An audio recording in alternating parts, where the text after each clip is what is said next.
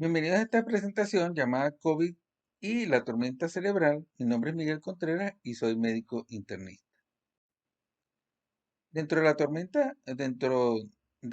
pandemia del COVID-19, de los pacientes con COVID-19, hasta un 78% de los pacientes presentan síntomas neurológicos, que van desde síntomas leves como cefalea, anosmia, ageusia, alteraciones en la conciencia, delirio, hasta síntomas más severos o problemas más severos por efecto de hemorragia, edema o eventos trombóticos que van a producir eventos vasculares cerebrales, procesos de desmineralización o encefalomiopatías.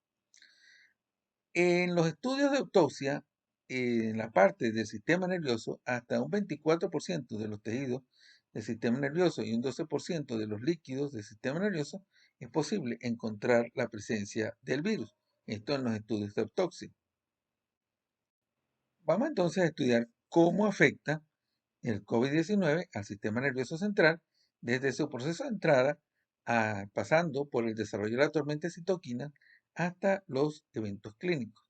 Entonces tenemos en primer lugar la entrada por vía transináptica, puede entrar por vía transináptica al sistema nervioso central o puede entrar por vía hematológica, a través de los capilares.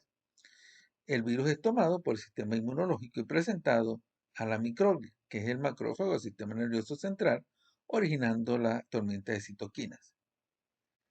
Posteriormente, entonces se desarrolla la sintomatología, síntomas leves y de corta duración, como cefalea, ageusia, la anosmia, las convulsiones, alteraciones en la visión, y, ataxia, y eventos ya de más larga duración, procesos de desmineralización, de procesos de alteración de la cognición o efectos neuropsiquiátricos o neurodegenerativos. Veamos entonces la entrada del virus por vía transináptica. El virus entonces es tomado por la neurona sensorial olfatoria, pasa por vía retrógrada al sistema nervioso central y aquí vemos cómo se produce la transmisión. En la neurona presináptica se produce una exocitosis, sacando al virus y llevándolo hasta la hendidura sináptica. Y es tomada por la neurona postsináptica por un proceso de endocitosis y llevada por microtúbulos hasta el sistema nervioso central. Por vía vascular capilar, entonces vemos que el virus es tomado por la pared, en la pared del capilar, atraviesa la barrera hematoencefálica por ruptura de las uniones estrechas y se une a los astrocitos. Esa invasión puede ser entonces por atravesando el endotelio vascular o utilizando a los neutrófilos como caballo de Troya. Es decir, que el virus entonces es tomado por el neutrófilo y a través del neutrófilo para llegar al astrocito. Ahora bien, entonces veamos el proceso, ya el virus penetró, ahora vamos al proceso de presentación al sistema inmunológico. Entonces tenemos que el virus es presentado por el sistema inmunológico a la microglia, que es el macrófago. Y a la microglia entonces se activa y se va a activar a su vez un aparato de inflamación llamado el inflamosoma que va a originar la tormenta de citoquinas, la cual está constituida por la producción de citoquinas como interleuquina 6, la 10, la 1 beta, el factor de necrosis tumoral alfa y la familia de interferones. Todo ello va a llevar activación y daño a nivel del astrocito y a su vez daño a nivel neuronal de neurodegeneración neuronal.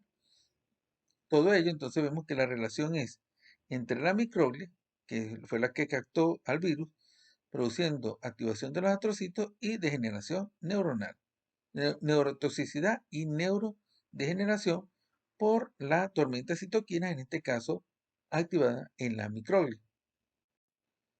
Veamos entonces que dentro de la sintomatología tenemos elementos de sintomatología muy diversos, por ejemplo, eventos vasculares cerebrales por activación del sistema renina-angiotensina, ruptura de placas de ateroma, daño a nivel de la pared vascular o activación de factores de coagulación. También pueden producirse eventos autoinmunes relacionados, por ejemplo, síndrome de Guillain-Barré o esclerosis múltiple. También tenemos convulsiones y encefalopatías por procesos de autoinmunidad y de la tormenta de citoquina, como veremos posteriormente, daño por Parkinson o aumento de la sintomatología por Parkinson o aparición de Parkinson también por la tormenta citoquina o aumento o aparición de enfermedad de Alzheimer, también por procesos de degeneración por la activación de la microglia y la tormenta de citoquina. Entonces tenemos una serie de patologías múltiples relacionadas con COVID, como dijimos, que van desde los eventos vasculares cerebrales, el Parkinson, el Alzheimer, convulsiones y enfermedades autoinmunes, dentro de los problemas más graves originados por esta enfermedad. Entonces vamos ahora a buscar el elemento común que relaciona al virus con todas estas patologías. Entonces la relación entre COVID, la enzima convertidora 2 y el cerebro. Repasemos entonces. Conocemos un sistema renina-angiotensina clásico en el cual una enzima llamada enzima convertidora clásica, la ACE, transforma el peptidoangiotensina 1 en el peptidoangiotensina 2. Ese peptidoangiotensina 2 entonces activa un receptor llamado AT1 que favorece los procesos de inflamación, fibrosis, estrés oxidativo y vasoconstricción. Pero también existe una enzima convertidora alternativa que se llama AC2, en inglés es la ECA2, que va a favorecer la transformación del peptidoangiotensina 2 en un péptido llamado angiotensina 1,7 que tiene su propio receptor llamado receptor más. Ese receptor más, entonces cuando se activa, produce un efecto totalmente contrario al receptor AT1. Es antiinflamatorio, antifibrosis, produce óxido nítrico y vasodilatador. Enfermedades como la hipertensión, la obesidad, la insulinoresistencia y la diabetes, el síndrome metabólico, van a actuar de manera común activando a la ACE clásica, favoreciendo entonces la acción del receptor AT1, de inflamación, fibrosis, vasoconstricción y estrés oxidativo. Por el contrario, van a desactivar a la AC2, disminuyendo la producción de peptidoangiotensina 1,7 y entonces disminuyendo el efecto protector, antiinflamatorio, antifibrosis y vasodilatador.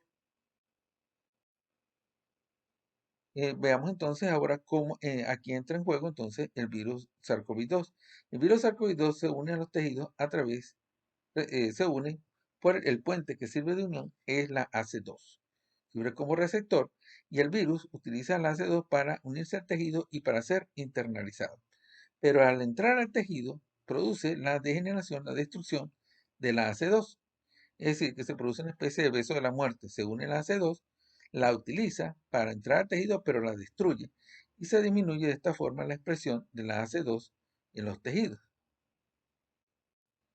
Vemos entonces que cuando el virus se une a la AC2, disminuye el efecto protector del peptidoangiotensina 1,7, disminuyendo entonces el efecto antiinflamación, antihipertrofia, vasodilatador, y va a favorecer la acción del peptidoangiotensina 2, favoreciendo la acción del receptor AT1, y por ejemplo a nivel del pulmón, entonces va a producir aumento del proceso de fibrosis, inflamación y de permeabilidad a nivel alveolar, produciendo el síndrome de dificultad respiratoria del adulto, el daño pulmonar propio del COVID.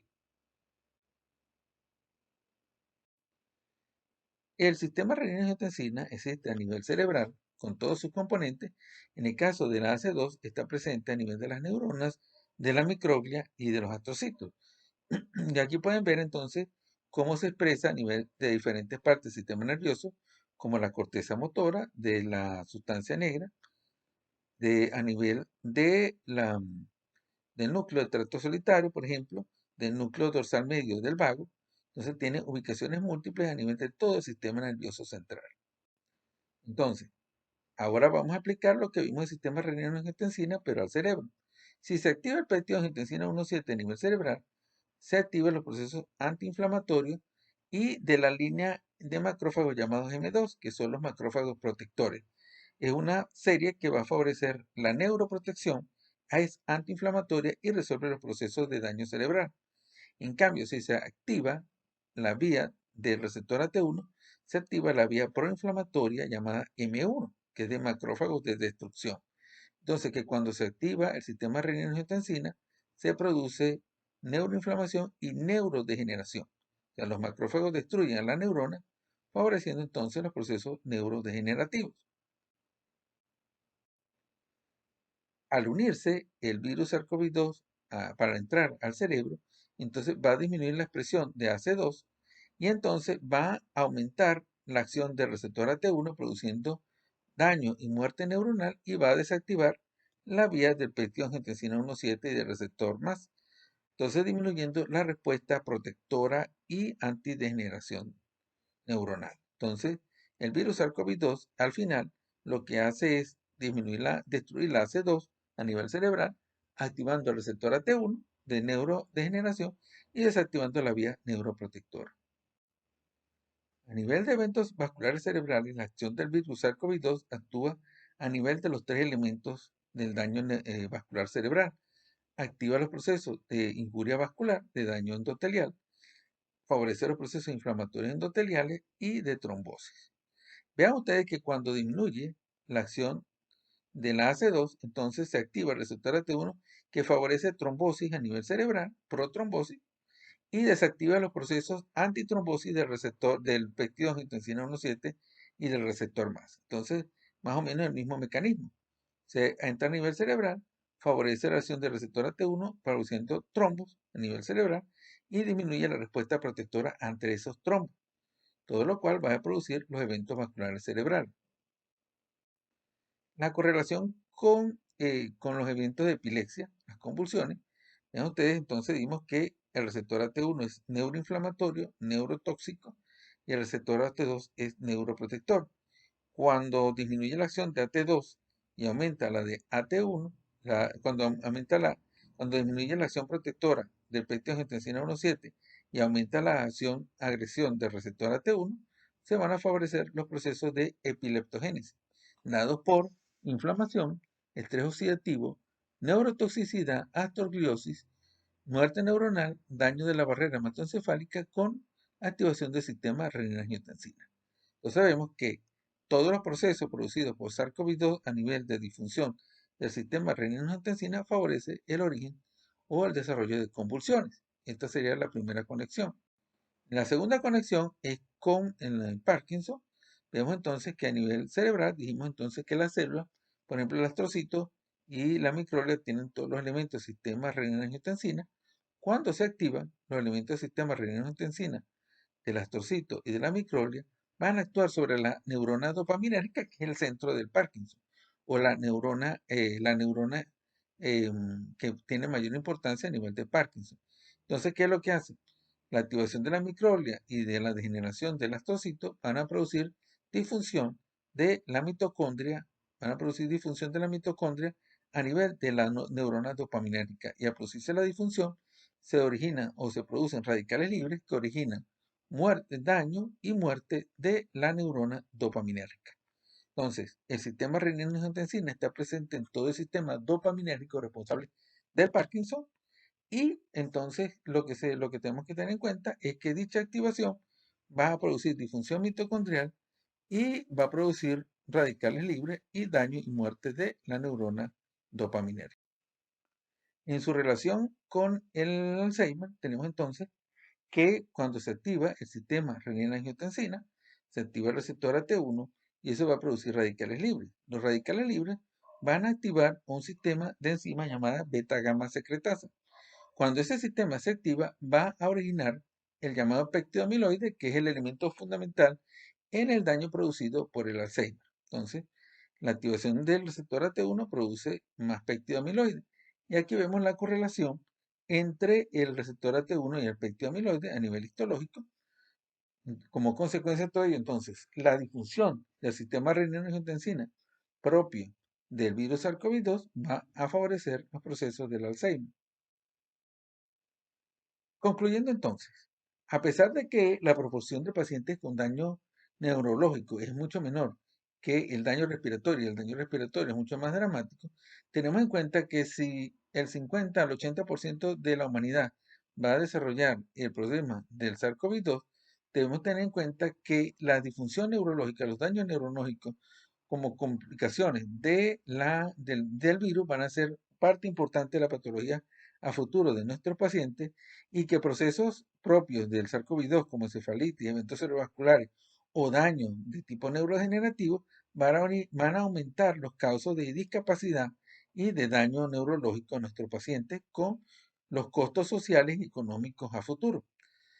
La meta de aquí en adelante, en poco tiempo que se ha desarrollado este virus, es poder distinguir entre el daño neurológico producido por la enfermedad severa, producido, por ejemplo, por la encefalopatía hipóxica o la neuropatía en los cuidados críticos, distinguir estos procesos de los procesos producidos directamente por el virus, que incluyen, como vimos, eventos vasculares cerebrales, encefalitis, procesos autoinmunes como el Guillain-Barré, y los procesos de Parkinson y eventos vasculares cerebrales. Entonces tenemos una meta muy importante a futuro, tenemos en cuenta todos los procesos que se van a originar a partir del problema del virus SARS-CoV-2.